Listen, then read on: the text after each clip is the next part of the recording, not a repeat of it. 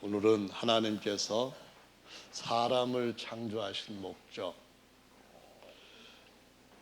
이 주제에 대해서 함께 살펴보고 은혜를 나누려고 합니다.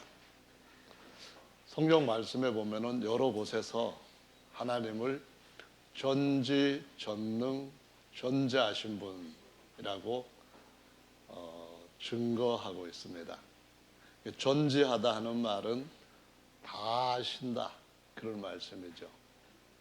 그 중에서도 어떤 것이 존재하신 하나님의 속성에 중요한 부분을 차지하는가 하면은 우리의 모든 삶에 대해서 미래를 다 아시고 그분의 책에 기록하셨다고 시편 139편에 말씀하고 있는 것처럼 우리를 다 아시니까, 그래서 존재하시다고 하는 것은 그런 의미가 있고요. 우리뿐만 아니고 앞으로 모든 것에 대하여서도 다 아시는 분이시고, 뿐만 아니라 하나님은 적어도 사람을 만드실 때 어떤 사람이 하나님께서 만드실 수 있는 최고의 사람인가, 그것도 아시는 분이시고요. 만들어서 최고의 존재, 이러한 존재를 아시는 것 말고 또 다르게 하나님은 다른 방법으로 정말 더 좋을 것이 없을 만큼 가장 좋은 존재, 그러한 존재로서의 아들을 어떻게 얻으실 수 있을까, 어떤 아들이면 좋을까, 이것도 다 알고 계신다는 겁니다. 그래서 저와 여러분들은 바로 그 존재하신 하나님이 미리 아시는, 그 아시는 지식 안에서 기획되고 또 디자인되고 계획되고 그 가운데서 그 목적을 이루어가고 하나님께서 이루어 가시고 있는 줄로 믿습니다. 두 번째로는 전능하시다고 할 때 사실 아무리 놀라운 계획이 있어도, 아무리 놀라운 것에 대해서 구상을 했어도 그걸 만들 수 있는 능력이 받쳐주지 않으면 안 되는 거거든요. 공부 열심히 해서 좋은 대학교 들어가고 좋은 회사 입사해서 아주 세계적인 엄청난 것들을 개발을 하고 그래서 그 회사를 전 세계에서 가장 큰 회사로 키우고 그 다음에 대대로 자식들한테 물려줘야지, 이런 것에 대해서 계획을 싹 했다 할지라도 능력이 저기 봉천동에 슈퍼마켓 운영할 정도밖에 안 되면은 아무런 의미가 없는 거잖아요. 근데 하나님은 그 모든 것을 하나님이 아시는 최고의 그러한 대상을 얻으실 수 있는 모든 능력도 가지고 계시는 분이기 때문에, 그래서 이걸 존재하신 분이라고 하는 말씀 뒤에다 붙여서 전능하신 분이라고 부르는 겁니다. 그 계획을 다른 어떤 장애물이 있거나 안 좋은 여건, 환경, 이런 것들이 갑자기 온다 해도 하나님은 이미 그런 것들을 다 아시고 극복할 수 있는 방법도 다 아시고 능력도 다 아시기 때문에 그 하나님 앞에 우리 삶을 맡기게 되면은 정말 우리의 삶은 반드시 승리할 수 있을 수밖에 없는 줄로 믿습니다. 아멘. 근데 그 하나님이 너무 멀리 계셔가지고, 예를 들어서 저 우주선을 타고 한 500년 정도 걸려서 거기 가서 하나님을 만나야 된다, 그럼 어떻게 되겠어요? 여기 계시는 분들 중에 그런 하나님 만나려고 우주선 살려고 돈을 벌면은 아마 평생 한두 분 정도 벌 수 있을까? 아니면 아무도 못 벌 수도 있겠고요. 그런 우주선을 샀다 해도 그거 타고 가다가 아마 카톡으로 누구누구 무슨 날짜 몇 시에 별세 승천했어, 이런 식으로 그냥 중간에 죽었다고 하는 부고가 들어올 겁니다. 그러니까 멀리, 너무 멀리 오랜 시간 걸려서 그분을 만나야 된다고 한다면은 이것도 우리한테 별로 소망이 없는 거잖아요. 그런데 하나님은 어떤 분이냐 하면은 전제하신 분이시다라는 말씀입니다. 이건 정말 하나님의 속성이에요. 전제하시다. 그 전제하신 분을 우리가 그 이름을 붙여서 성경에 있는 대로 어떻게 처음 부르게 되는가 하면은 나는 있는 자다. 그래서 에흐예라고 하는 히브리 말이에요. 나는 있다. 나는 지금 있다. 그런 의미로서 에흐예라고 불렀어요. 그래서 이 에흐예라고 하는 말은 계시는 분이에요.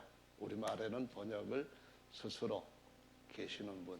그러니까 누가 만든 것도 아니고 누가 이렇게 협력해가지고 어떻게 그런 존재가 나오도록 작업해서 그렇게 생긴 대표자도 아니고 누가 낳은 것도 아니고 그분은 그냥 스스로 계시는 분이라는 거예요. 그분이 스스로 계신다 할 때 그 함축된 이름 속에는 굉장히 깊은 뜻이 들어있는 거예요.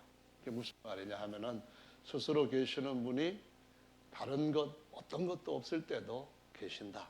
그래서 스스로 계시는 분의 흐예이고요. 뿐만 아니라 그분이 시간과 공간을 만드셨잖아요.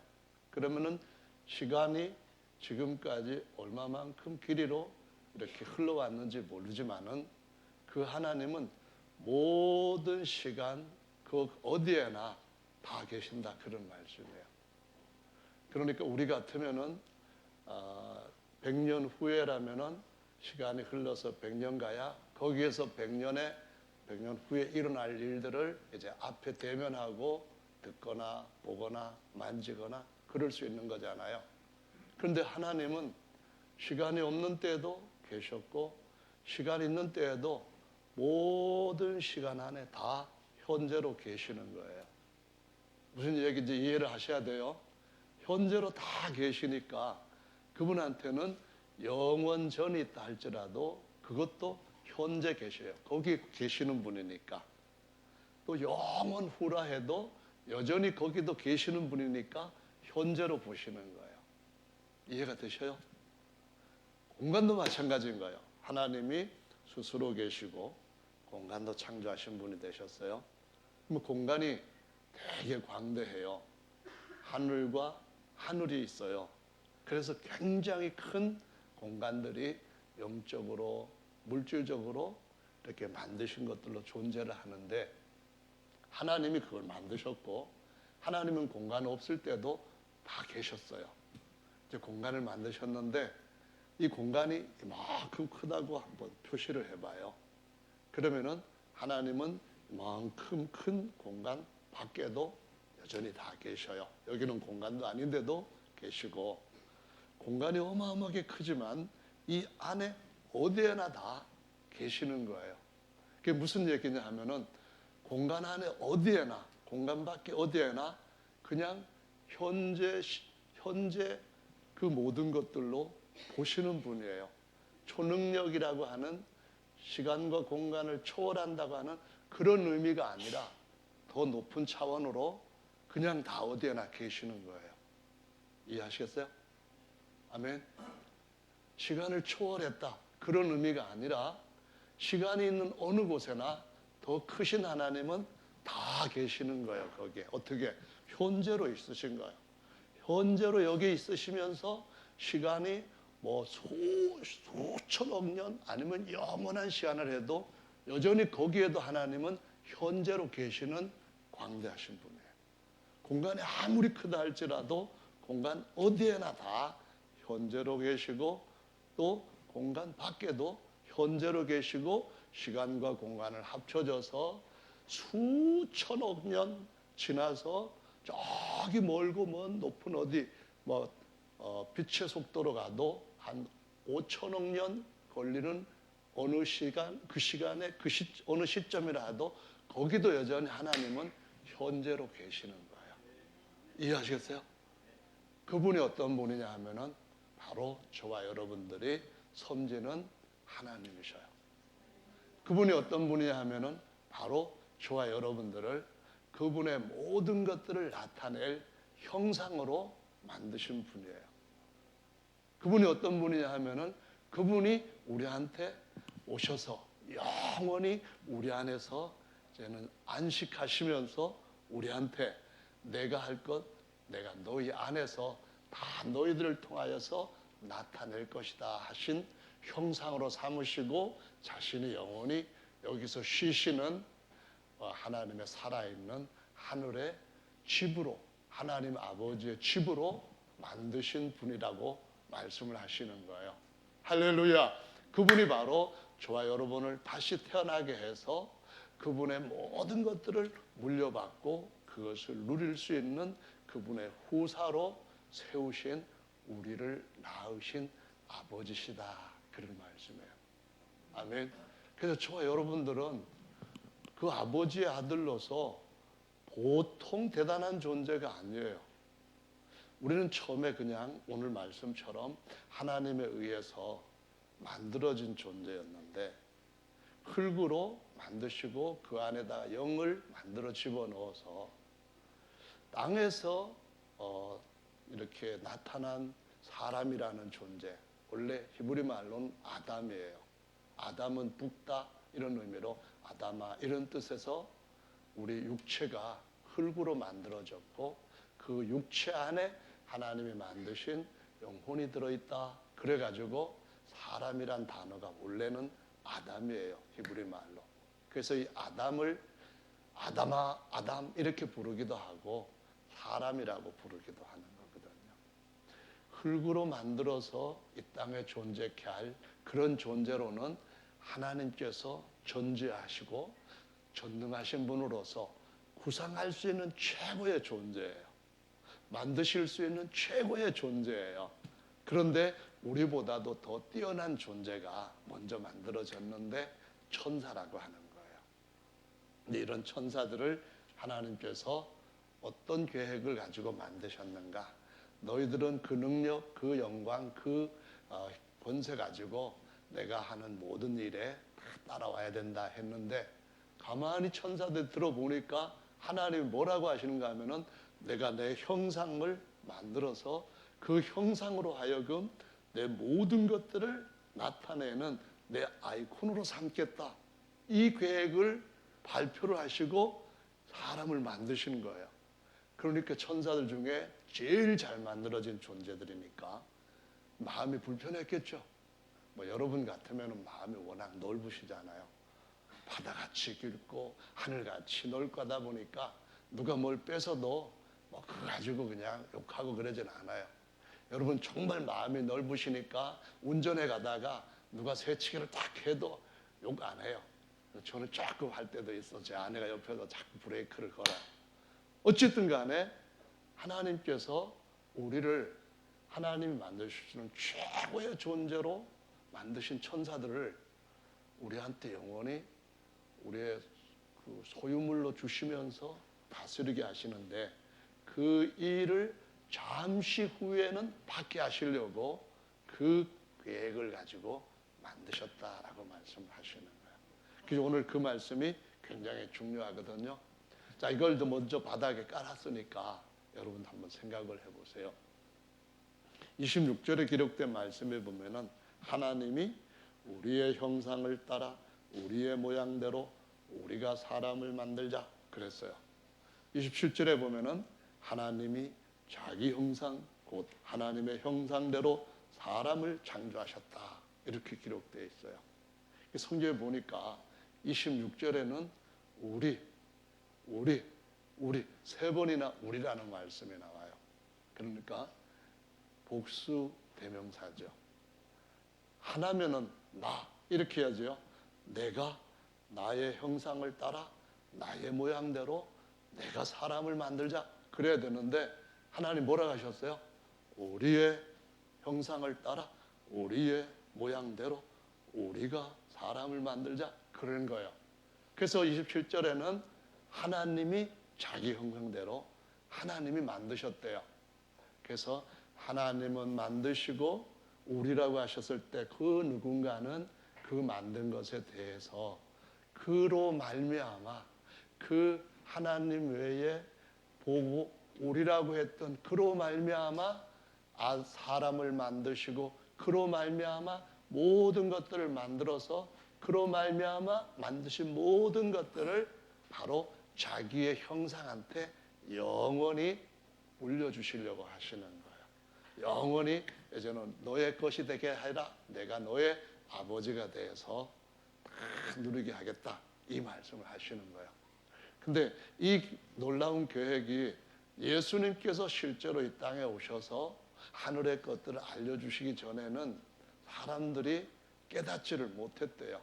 그런데 예수님이 오셔서 알게 해주셨는데 그 예수님의 계획을 말한 사람들 중에 어떤 이들이 있는가 하면은 바로 바울이라고 하는 사람이 있었어요.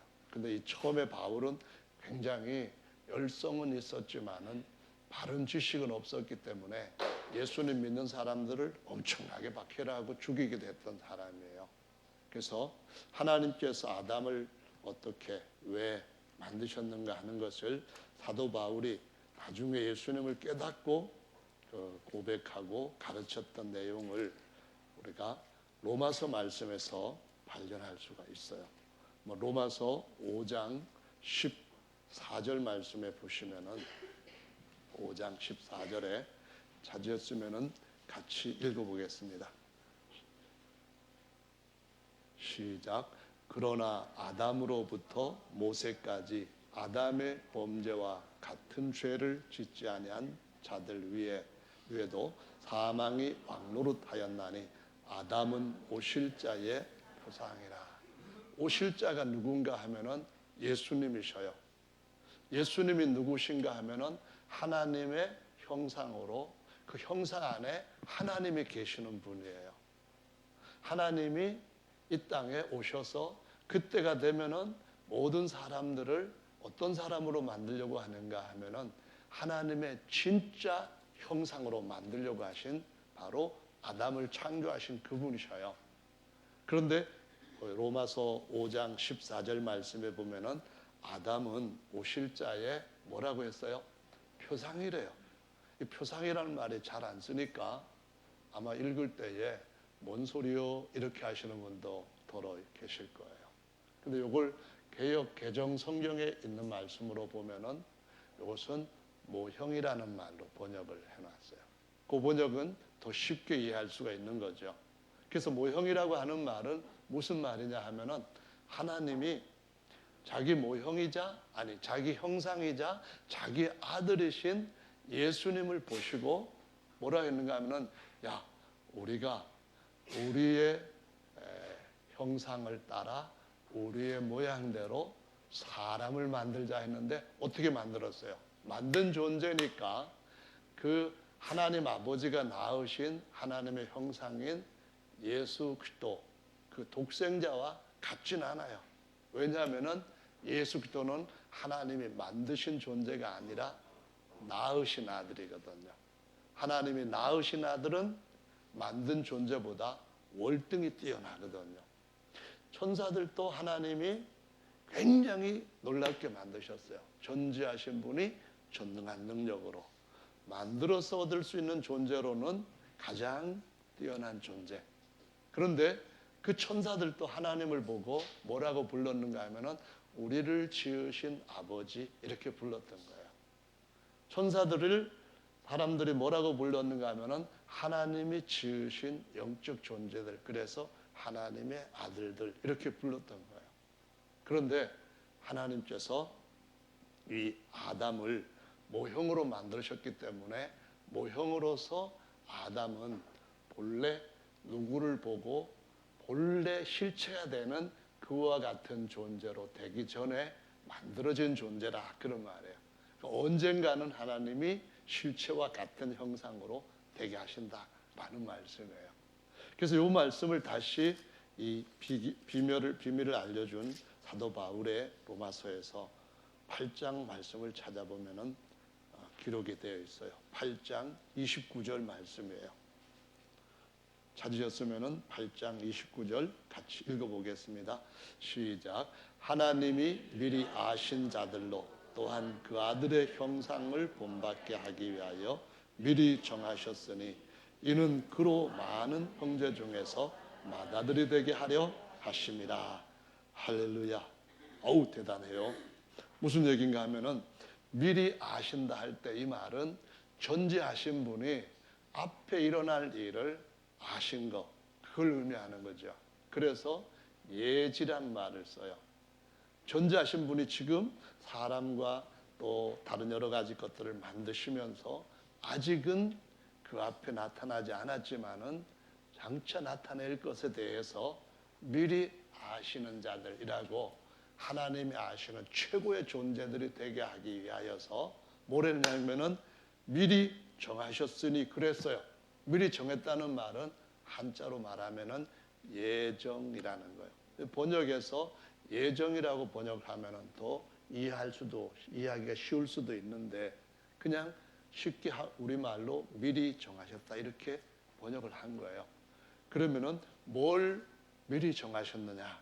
미리 아신 자들, 미리 정하신 그 일이 무엇이냐? 그것은 바로 하나님이 아들을 낳으셨을 때, 하나만 처음에 딱 낳았으니까 달랑 하나뿐인 아들, 그래서 독생자라고 불렀어요. 이걸 순수한 우리말로는 외아들 이렇게 말해요. 만든 아들들은 천사들로 많지만은 낳은 아들은 하나밖에 없는 거예요. 그래서 히브리서 1장 5절에 보면은 하나님께서 천사들 중 누구에게 내가 오늘 너를 낳았다, 나는 너를 낳은 아버지가 되고 너는 나한테서 태어난 아들이 되겠다 하신 적이 있느냐? 없다는 거예요. 천사들이 그렇게 많아도 하나도 하나님이 낳으신 아들은 없다는 거예요. 아멘. 그런데 그 독생자이셨던 예수 그리스도께서 어떻게 하셨어요? 때가 되매 우리를 자기의 진짜 실체와 같은 형상이 되기 위하여서 오시겠다고 하셨던 오실 자가 오신 거예요. 할렐루야. 어떻게 오셨어요?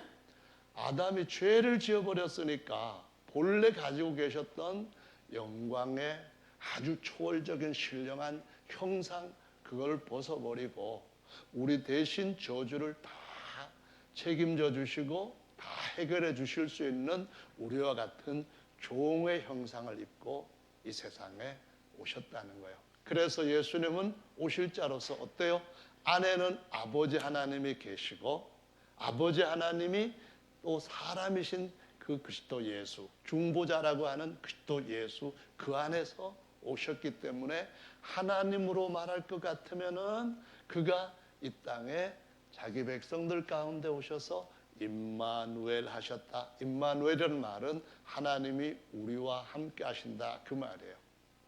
그랬고 그 하나님이 사실은 아들의 몸, 완전한 사람의 몸, 영도 있고 혼도 있고, 그런데 영광스러운 겉사람 육체는 영화로운 몸은 벗어버리고 우리 대신 저주받을 육체를 입고 오셨기 때문에 아들 입장에서는 뭐라고 하는가 하면은 아버지께서 아들을 세상에 하늘에서 보내셨다라고 말씀하는 거예요. 그래서 그를 보냄받은 자 이렇게 표현을 하고 있다는 말씀이에요. 그래서 어떻게 되셨어요? 그분이 정말 다 죄를 짊어지시고 우리를 죄에서부터 구속하셨고, 뿐만 아니라 우리라고 하는 그분이 이제는 우리 속에 안에까지 찾아오시겠다는 약속을 주시는 거예요. 그게 뭐냐 하면은 로마서 8장 말씀에서 그분의 형상을 본받게 하기 위하여서 우리 속 사람을 영화롭게 하는 것인데요. 이것이 요한복음 말씀에 보시면은 자 14장 말씀에서 같이 보겠습니다. 요한복음 14장 찾으셨죠? 14장 이번에는 14절 말씀부터 23절 말씀까지가 같은 내용으로 예수께서 우리 안에 오시겠다 하는 약속을 주신 말씀이거든요. 근데 가장 핵심으로 꼭 여러분들이 읽으셔야 할 아주 귀한 말씀이 있어요. 그것은 17절과 23절 말씀인데 먼저 17절을 읽어보겠습니다. 시작. 저는 진리의 영이라 세상은 능히 저를 받지 못하나니 이는 저를 보지도 못하고 알지도 못함이라. 그러나 너희는 저를 아나니 저는 너희와 함께 거하시며 또 너희 속에 계시겠습니다. 아멘. 제자들한테 죽으시고 부활하시고 난 뒤에 승천하셨다가 지금은 옆에 있었지만은 다시 하늘에서 그분이 자기의 영으로 오실 때는 너희들 속에 오시겠다라고 말씀을 하신 거예요. 누가? 예수님이. 예수님은 누구예요? 오실 분인데 어디까지 오시는 거예요? 안에까지 오시겠다는 거예요. 할렐루야. 어떻게 오시겠다는 거예요? 그분의 영으로 오시는 거예요. 그분의 영은 뭐예요?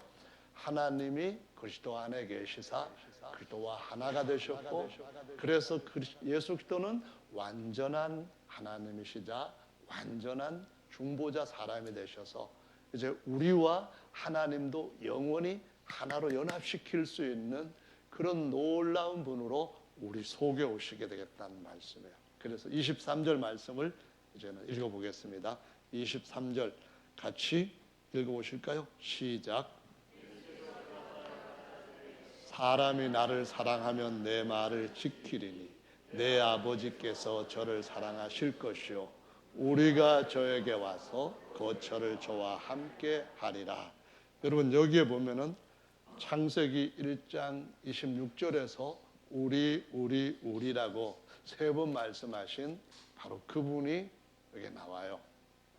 근데 여기에서 우리라고 하는 것은 창세기에서 우리라고 하는 거가 같은 둘을 가리키지만은 사실은 창세기에서는 사람을 자기 형상으로 지으신 아버지가 말씀을 하시는 거고, 여기에서는 자기 형상으로 사람을 낳으신 그 아버지가 말씀하시는 것이 아니라 그분한테 하나님 아버지로부터 태어난 아들이, 하나님의 형상이 된 아들이, 독생자이신 그 아들이 말씀을 하는 거예요. 아버지한테 우리라고요. 그래서 우리가 이 표현이 바로 거기에서 있던 말씀이 여기에서 하나님께서 계획을 거의 구속을 이루시는 시점에서 정확하게 말씀하시는데, 그런 말은 무슨 말이냐면은 하나님이 이제 사람과 하나 되시고 중보자와 하나 되신 그분이 우리 안에도 오셔서 우리도 그처럼 하나가 되게 하시는 성령으로 오시겠다, 그 말씀인 거예요. 그래서 그 성령을 신약에서 뭐라고 말하는가 하면은 하나님의 영 이렇게도 표현하고, 하나님과 또 그리스도이시니까, 예수님이 하나님과 그리스도이시니까 그리스도의 영이라고도 표현을 하는 거예요. 아멘. 자, 그러면 이제 이번에는 17장으로 가서 예수님 마지막 기도하신 내용을 보시는데요. 이 기도는 누가 하는 거예요? 아버지께서 아버지께 기도하는 건 전혀 아니죠. 그럼 누가 하는 거예요? 사람이 하나님께 하는 거예요. 다른 말로 하면은 하나님이 낳으신 아들이 하나님 아버지께 기도하는 거예요. 그럼 하나님 아버지는 어디 계셔요? 그럼 하나님 아버지는 어디 계신다? 혹시 처음에 설교 드릴 때 존재하신 하나님 이 말씀 드렸는데 그거를 여러분들은 중개하시니까 까먹다 표현 안 되는 것 같고 까서 잡수시면 안 되는 거예요. 잊어서 잡수시면 안 되는 거예요. 아멘. 하나님은 어디 계신다고? 광대하신 그 모든 영역에 다 계셔요. 거기 가셔야 계시고, 거기 가셔야 거기 계시고, 그게 아니라 모든 영역에, 시간과 공간을 초월해서 모든 영역에 거기 그냥 계셔요. 그분이 하나님이십니다. 아멘. 그분이 바로 우리가 아버지의 찬양 드리는 하나님이셔요. 그래서 하늘로 올라가서 어디에서 하나님을 볼까? 하나님은 볼 수도 없고 아무도 본 자도 없는 영이셔요. 근데 그분을 보려면 뭐를 봐야 돼요? 아버지의 형상이신 아들을 보는 거예요. 그래서 예수님은 뭐라고 하시는가 하면은 너희가 나를 알았더라면은 내 아버지도 알았으리라, 이 말씀하셔요. 나를 영접하는 것은 나만을 영접하는 것이 아니라 나를 보내신 아버지를 영접하는 것이다. 이렇게 말씀하셔요. 아멘. 아들이 없는 자는 아버지도 없지만은 아들이 있는 자는 누구도 계신다고요? 영원히 하나가 되셨기 때문에 아버지도 그 안에 계시는 거예요. 왜냐하면은 아버지와 아들은 구별은 되지만은 떼놓을 수는 없어요. 분리는 안 되는 거예요. 이해하시겠죠?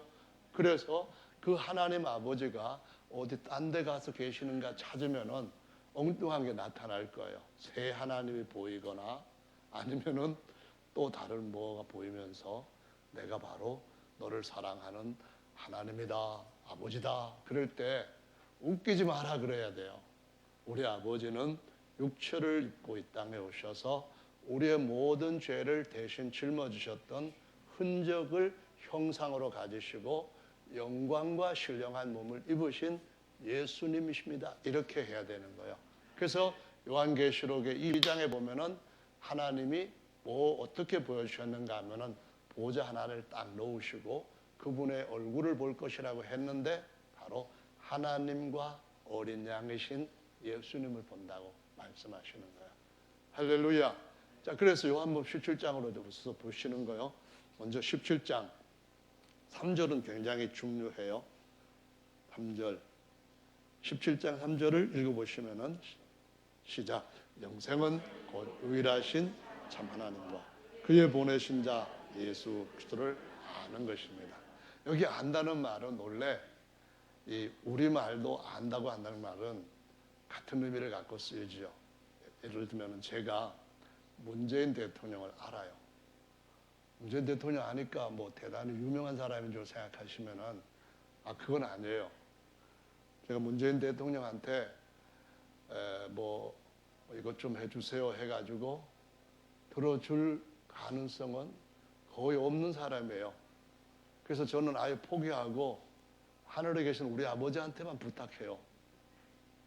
그분이 능력이 더 많으시고 그분이 우리의 말을 정말 잘 들으시는 아버지시기 때문에 그래요. 그래서 저는 하나님 아버지는 알지만은 문재인 대통령을 알기는 알아도 잘 몰라요. 그래서 내가 문재인 대통령 잘 압니다. 그러면은 누가 듣기 나름으로 그러는 거야. 이 자식, 나도 그 정도는 안다. 그럴 수 있는데 아니 정말 뭐 대통령이 되게 하는 일에 또 정치하는 일에 모든 걸 다 옆에서 돕는 참모 역할을 아는 거하고 저처럼 평범하게 아는 거하고는 다르거든요. 여기에서 아버지와 아들을 안다. 보내신 아버지와 보내신 받은 아들을 안다 하는 말은 그냥 어떤 조그만 지식으로 아는 것을 의미하는 것이 아니라 정말 그분하고 하나가 되는 그러한 체험으로 안다라는 말이에요. 히브리 말에도 보면은 안다라고 하는 히브리 동사가 야다라고 하는 동사가 있는데요. 이 야다는 결혼한 여자가 남자를 안다 할 때 남자를 안다, 남편을 안다 그렇게 할 때에 아는 거예요. 이것은 똑같이 신약에서도 보면은 여자가 남자를 안다 할 때 아니 이 앞에 있는 우리 학생도 여자인지 남자인지 알잖아요. 니네 엄마 여자야 남자야? 그걸 모르면은 오히려 그거 부끄러운 거죠. 당신 정신 나갔어? 이렇게 하면 속으로 그럴 거예요. 그래서 그런 아는 정도가 아니고 아빠와 엄마가 서로 안다. 그럴 때는 예를 들어서 성경에 마리아가 동정녀였는데 하나님이 천사를 보내셔가지고 성령이 너에게 임하시고 내가 아들을 낳을 것이다. 그랬더니 깜짝 놀란 거예요. 왜냐하면은 자기는 한 번도 남자 손목을 잡아본 적도 없는데 커피 마시러 가진 적도 없는데 아니 좋아하는 그런 뭐 연인 관계로 간 적도 없는데 거기다가 황당하게 애를 낳는다고 하니까 그 당시의 생각으로는 얼마나 놀라운 충격이었겠어요. 나는 사내를 알지 못하는데 무슨 황당한 소리를 합니까? 이렇게 반응을 한 거예요. 그때 안다는 단어가 여기에 나와 있는 안다는 단어와 똑같아요. 그러니까 무슨 아는 거예요? 하나로 체험하는 아는 거예요. 그래서 요한복음 17장 3절에서 안다는 것은 어떻게 되는가 하면은 그분이 우리 안에 오셔서 우리와 하나가 되는 아는 것을 영생이라고 말씀을 하시는 거예요. 이해하시겠죠? 아멘. 자, 그러는데 5절 말씀을 또 읽어보시면은요, 같이 읽어보겠습니다. 시작. 아버지여, 창세전에 내가 아버지와 함께 가졌던 영화로서 지금도 아버지와 함께 나를 영화롭게 하옵소서. 여기 보시면은 창세전에, 그러니까 창세기 1장 26절보다 더 앞에겠죠.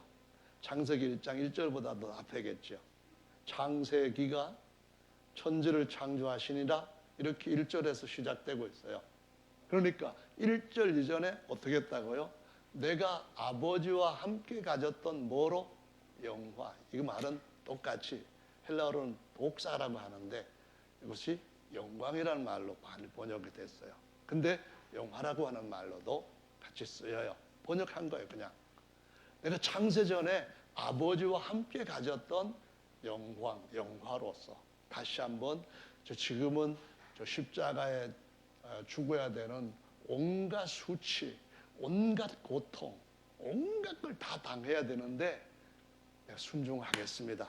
아버지 뜻대로 저들을 다시 구속하는 일에 하나님 아버지의 뜻을 이루기 위하여서 저들을 회복시키는 일을 하기 위한 속죄 제물이 되겠습니다. 이렇게 하는 거예요. 그러면서 제가 벗고 왔던 그 영광을 다시 살리시고 다시 입히시고 그렇게 말씀을 하시고 있는 거예요.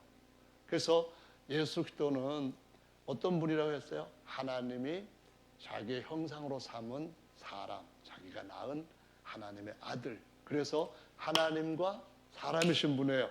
아멘.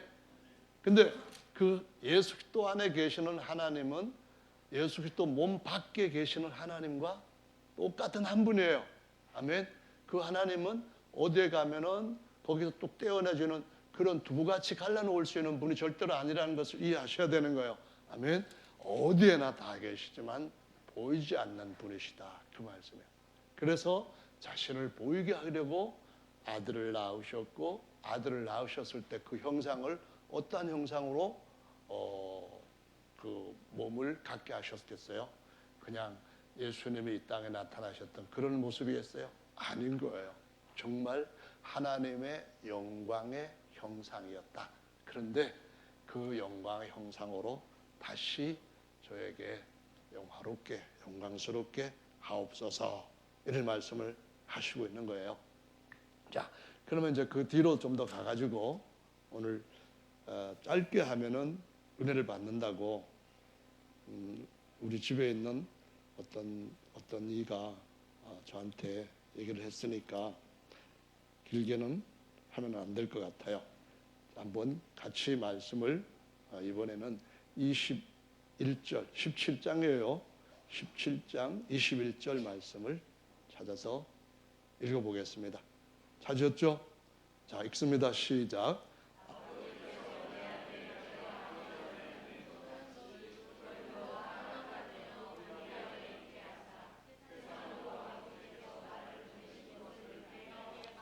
네, 아버지께서 내 안에 아까 설명드린 거 이해하시죠? 기억하고 계시죠? 아멘. 하도 제가 하는 말이 어렵다고 해가지고 제 자신이 어떻게 해야 쉬울지를 모르겠어요. 아버지께서 내 안에 계신데요. 누가? 예수님, 아들로서 지금 말씀하시는 거예요. 그리고 아들의 몸은 하나님이 낳으신 아들의 몸은 어디에나 다 계시는 하나님 아버지 안에 있다라고 말씀하시는 거예요. 이해하시겠죠? 아멘. 자, 그러면은 이번에는 21절에 있는 말씀에서 주목할 부분을 말씀을 드리겠어요. 아버지께서 내 안에 계시고 내가 아버지 안에 있는 것 같이 그것 같이 그처럼 그렇게 그 말이에요. 그 다음에 또 뭐라고 하시냐면은 저희도 다 하나가 되어 우리 안에 있게 하사 그런 거예요. 아버지하고 저하고 하나가 된 것처럼 저들도 우리와 같이 하나가 되게 해주십시오 그 말이에요. 아담과 그 후손들은 모형이기 때문에 그 안에 하나님이 계셨어요? 안 계셨어요? 안 계신 거예요. 모형한테는 그거 아직까지 하나님이 자신이 거하실 집으로 입주한 상태가 아니고 그냥 모델하우스 만들어 놓은 것과 같은 그런 상태라 이 말씀이에요. 아멘. 자, 다음에는 22절 말씀으로 또 이어가겠습니다. 내게 주신 영광을 내가 저희에게 주었사오니. 내게 주신 영광이 언제 있었어요? 창세 전부터, 아담을 만들 때부터, 아니 그 이전부터 내게 주셨던 하나님의 영광의 형상인 그 영광의 형상, 그 영광을 저들에게도 주었사오니. 그 다음에 이는 우리가 하나가 된 것 같이. 이 구절은 굉장히 중요해요. 줄을 꽉 쳐가지고 꿈에도 나타나게 만드셔야 돼요. 정말로 그러면은 여러분이 기도할 때 하나님이 너 거기 줄 쳤구나 그래가지고 좋아하실 것 같아요. 읽어보실까요? 시작.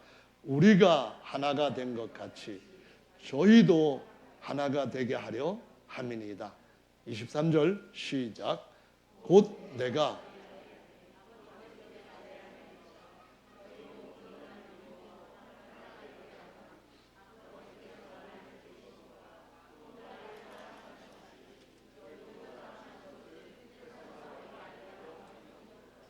아멘. 이 말씀을 보니까 뭐라고 계속 말하는가 하면은 우리 계속 우리라고 표현하는 거예요. 하나님은 어떤 분이냐 하면은 아담을 만드실 때 시간의 제한을 받으셔야 안 받으셔요?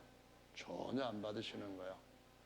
아담을 만드실 그 시점에 하나님은 똑같이 이 시점에도 하나님 현재로 보고 계셨어요. 현재로 계셨던 분이에요. 이해가 되시죠? 아멘. 왜냐하면 그분은 시간에 어디에나 다 계시고 현재로, 공간에 어디에나 다 현재로 계시는 거예요. 그만큼 시간이나 공간이나 하나님보다 큰 존재는 없어요. 만유보다 내 아버지는 크심에 그랬을 때 그 의미가 어디에든 간에 하나님 아버지는 그 현재로 계시니까 어떤 것도 하나님 아버지보다 큰 것은 없어요. 저까지 가야 하나님 아버지께서 거기 계신다. 그거는 전혀 아니에요. 그건 노땡스예요. 그건 절대로 있을 수 없는 일이에요. 하나님은 정말 우리에게 너무너무 놀라운 아버지가 되셔서 아버지의 모든 걸 우리에게 주시고자 하시는 정말 대단한 계획, 하나님이 계획할 수 있는 최고의 계획을 저와 여러분을 위해서 이미 창세 전부터 예정해 놓으신 줄로 믿으시기 바랍니다. 그래서 여기서 벗어나면 안 돼요. 이것보다 더 큰 것이 세상에 있지 않다는 것을 절대로 잊지 말아야 돼요. 이것만큼 더 놀라운 것은 어떤 것도 없다는 것을 정말 어떤 상황 속에서도 놓쳐서는 안 되는 줄로 믿으시기를 예수님의 이름으로 축복합니다. 아멘. 자, 그래서 우리가 하나 된 것처럼 저들도 우리와 같이 우리 안에서 하나가 되게 해주십시오. 세 가지 기억하세요. 우리가 하나가 된 것처럼 저들도 우리 안에서 우리와 같이 하나가 되게 해주십시오. 그 말이에요. 아멘. 그래서 25절의 말씀에 보면은 25절에 그 뒤에 24절 말씀에 보시면은 아버지여 내게 주신 자도 나 있는 곳에 나와 함께 있어. 아버지께서 창세 전부터 나를 사랑하심으로 내게 주신 나의 영광을 저희로 보게 하시기를 원하옵나이다. 할렐루야. 아멘. 그래서 저와 여러분들은 예수님이 우리와 하나 되게 하시는 그 중보자로서 우리 안에 성령을 모시고 얼마 안 있으면 그분이 실제로 영화로운 몸으로 다시 나타나실 터인데 이때에 우리의 이 겉사람도 아주 놀랍게 영화롭게 될 줄로 믿으시기를 바랍니다. 로마서 말씀 다시 한번 8장으로 가서 말씀을 살펴보시죠. 로마서 8장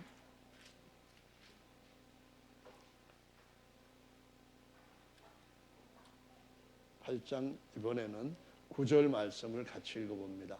시작. 만일 너희 속에 영에 있나니 누구든지 그리스도의 영이 없으면 그리스도의 사람이 아니라.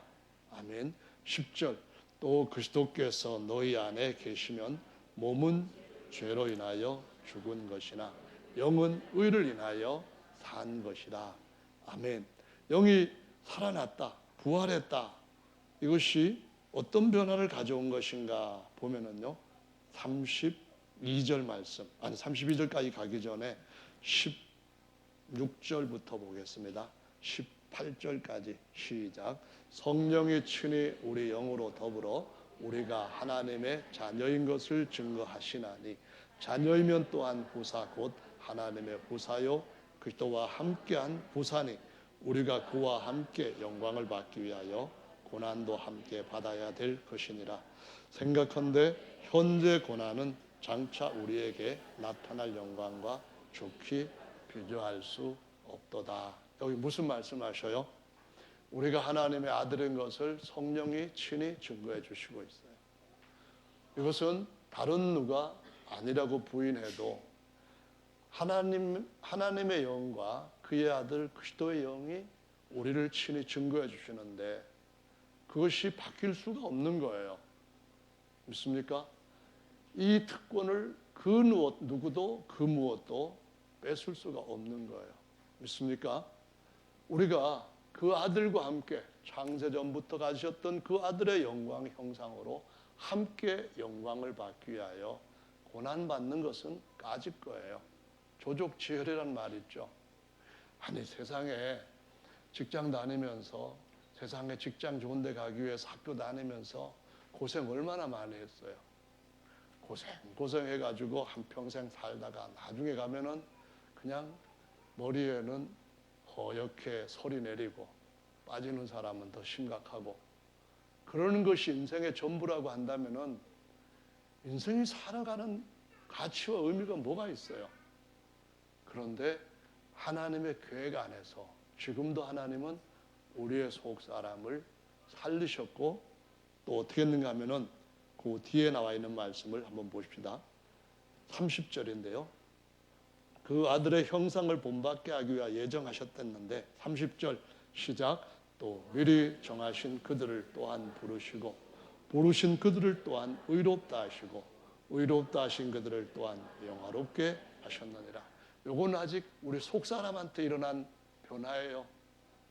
앞으로 이제 일어날 변화는 겉사람도 그 영광의 형상으로 변케되는 일이 남아있고 언제 그런 일이 일어날 것인가 하면은 그분이 다시 오실 때에 우리의 겉사람까지 그렇게 변화시켜 주신다고 약속하시고 보증을 주신 거예요.